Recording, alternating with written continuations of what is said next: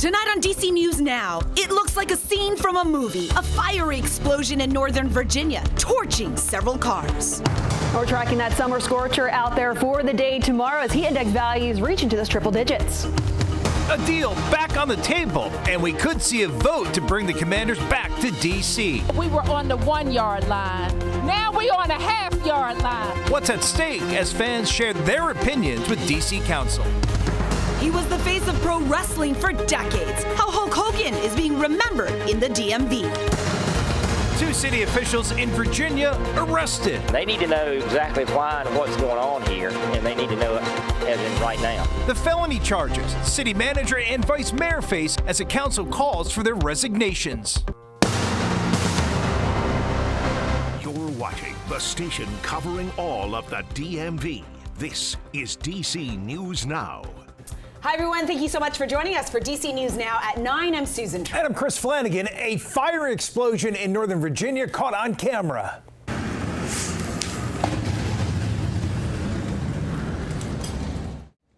Blast started with 1 car, but Arlington firefighters say the flames quickly engulfed 3 others. DC News Now's Ben Dennis joining us live tonight in Crystal City. And these horrible flames here. Ben, do investigators know what caused the explosion?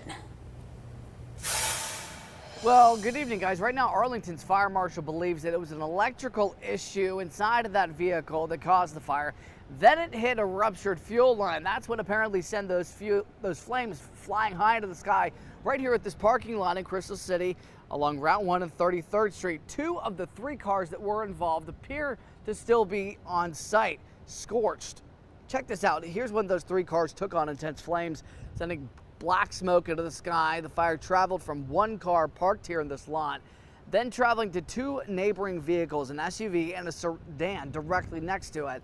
In the aftermath, our crew found those flames were so intense to burn the seats completely off inside that first vehicle that caught fire, all the way down to the metal frames. Police tape was wrapped around all 3 vehicles, though we have now learned fire crews think this was an accident. No word exactly what kind of electrical issue may have caused the fire to start before rupturing that fuel tank. The explosion also causing those additional vehicles to catch fire. Kelsey Villegas described hearing the explosion and then feeling the heat from these flames. Pretty big. Definitely you could hear it, and when you were standing on our balcony you could also feel the heat from the fire. Honestly, I mean, like you said, it's not something that you see every day, especially that close to your house, so I was a little bit conflicted, like, do we evacuate and get ourselves away? Like, are we going to be in a danger zone here? But yeah, I mean, we just were really scared to make sure everyone was okay. And initially after this fire, Arlington first responders put out a PSA on X or Twitter urging people to, quote, please leave car fires to the professionals as things like this can occur.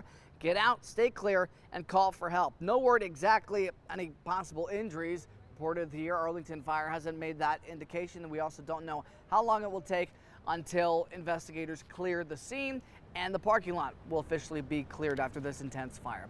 In Arlington, Ben Dennis, back to you. All right, some pretty wild video there, Ben. Thanks. All right, let's turn our attention to Baby Friday's forecast. It is going to be a scorcher. It really is. I mean, we're going to be tracking those high temperatures, mid to upper 90s. It's a little bit hotter than the day today. I mean, DC, we didn't even reach 90 today. We're just a couple degrees shy. Tomorrow, much hotter. But out there right now, we are talking about temperatures slowly pushing back into those upper 70s for some parts of the area. Still holding in the lower 80s right now in DC. But at least we have a breeze out there right now. That light breeze coming in mainly out of the south, between 5 and close to 15 mile per hour sustained winds. But we're going to be watching that cold front off towards our north and west. But out ahead of it, we're going to be tracking that heat really building in out there for your Friday. And also out ahead of that cold front, we could see that chance for a few of those spotty thunderstorms to pop up later into the afternoon tomorrow. But lows tonight falling back through those 70s. So really not much relief from that heat from earlier today. Heat advisory will go into effect at 11 o'clock tomorrow morning. That will hold till 8 p.m. And it includes most of the area. It also includes DC. And we're talking about those heat index values well into the triple digits. Could be up to 109 for feels like temperatures at times tomorrow afternoon. And speaking of your Friday, here's a view of those high temperatures expected. We're going to be seeing those back in the mid to upper 90s out there for the end of the week. So again, stay cool, stay hydrated. But I'll have more details again towards the rest of that 7-day forecast in just a few minutes. All right, Jackie, thank you. There is a heat advisory tomorrow, and the intense conditions can really become dangerous quickly. It's important to remember never leave any people or pets in cars. Drink plenty of water, even if you do not feel thirsty. Wear loose fit clothing. And if you do need to spend long periods of time outdoors, make sure to find a place with air conditioning so you can cool off. All right, developing now at 9. We just got the 2-minute warning in the effort to bring the Commanders back to the district. That deal, well, it is nearing the end zone. This is pretty exciting. Council Chairman Phil Mendelson says there is this tentative agreement with the team and a vote is scheduled for next week. So let's talk about this new plan that has some changes from what the mayor first announced back in April. The main components, like the timeline and investments, those stay the same. The 65,000 seat stadium is still set to open in 2030. The Commanders' $2.7 billion investment remains, as well as the $1 billion from DC taxpayers. But what is changing? Some of the financing and money coming back to the district. Yeah, so under the updated deal, DC will receive tax revenue from parking, merchandise, food, and beverage, plus non-stadium day events parking totaling at least $674 million over 30 years. The team will also provide $50 million in a community benefits agreement, fueling things like youth sports and education. And the team will relocate senior leadership and sales offices to the district. All this, plus other changes, totaling nearly $950 million going back to the district. My goal has been to make the deal better. I think $949 million, to use that figure, is making it better. All right, so there are 2 public hearings next week on Tuesday and Wednesday. The first vote, that is set for Friday. That's August 1st. A second vote is set for September 17th. Now, D.C. has been actively working to lure the Commanders back to the district since 2024. And that's when Commanders owner Josh Harris lobbied Congress to pass that bill transferring control of the old RFK site over to the district. In January, before leaving office, former President Biden signing legislation into law paving the way for D.C. to redevelop the 170 acres. Then in April 28th, Mayor Muriel Bowser and the team owner, Josh Harris, again announcing the proposed $3.7 billion stadium project. We are now getting an early look at how people are reacting to this massive change ahead of next week's public hearing. Yeah, roughly 500 people have already signed up to speak. Our Max Marcilla joining us live here in studio today. Max, I know you got a chance to look at some of the hundreds of written statements that have been sent in already and submitted. What's your takeaway? The main takeaway is that there is massive support for this new stadium at the RFK site. That support coming from people who live in Wards 7 and 8, also Commanders fans across the DMV and across the country who want to see their team back on the site of its glory days.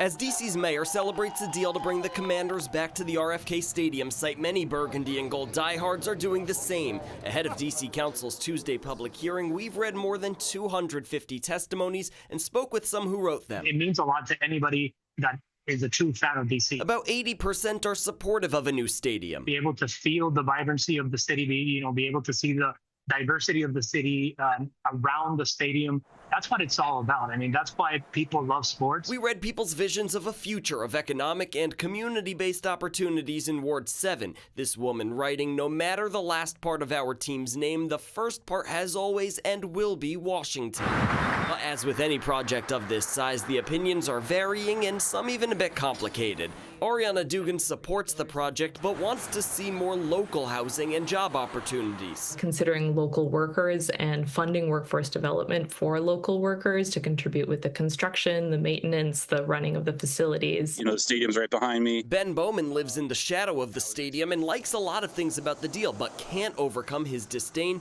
for the planned parking garage here. They're talking about putting right here, like in the quiet neighborhood, and that would just kind of be a disaster for quality of life here in Kingman Park. Then there are people who oppose the project based on the financing of it. This woman writing, it's horrifying to contrast how much money DC is proposing to commit to this project with the devastating cuts to social services in the mayor's 2026 budget. Now, some of those people who you just heard from submitted their testimonies because they won't be able to be here for that Tuesday public hearing. You saw that Commanders fan who lives in Puerto Rico, travels back to the D.C. Metro once a year for a Commanders game. So that's all happening Tuesday. Then on Wednesday, officials from the Commanders and the mayor's office, they will testify in front of the D.C. Council. Well, Max, clearly there's support from the community, yet still some legitimate concerns. Any indication at this hour where council may be leaning? Well, we know that Chairman Phil Mendelson, who you heard from earlier, he said that, they have the votes to get this done. He expects it'll get done on Friday for that first vote. But D.C. Council needs 2/3 of its council members to pass this. And again, every member has something different that's important to them as this deal kind of reaches the end zone, as you said, Chris. There are still potentially last-minute negotiations. Ultimately, we'll find out in a week and a day. See if any flags are thrown. All right, Max. All right, thank you. The commander is responding by saying they are thrilled the council will vote on August 1st to meet their goals of opening that new stadium at the old RFK site in 2030. The team president went on to write in a statement, the opportunity to bring the team back to its spiritual home and revitalize a critical part of the nation's capital is now one step closer. Well, developing now at 9, a former summer camp counselor in Maryland will likely spend the rest of his life behind bars. A Montgomery County jury found the 77-year-old man guilty of sexually assaulting young girls. Prosecutors say a fellow counselor saw what happened and took action. DC News Now's Daniel Hamburg joining us live in North Bethesda where the assaults happened. Daniel, what are you learning?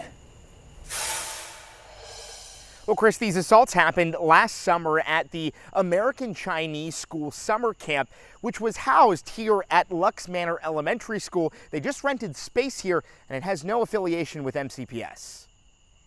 On August 1st, 2024, Montgomery County Police say 77-year-old Patrick Estrella of Clarksburg assaulted 2 8- and 9-year-old girls at the American Chinese School summer camp.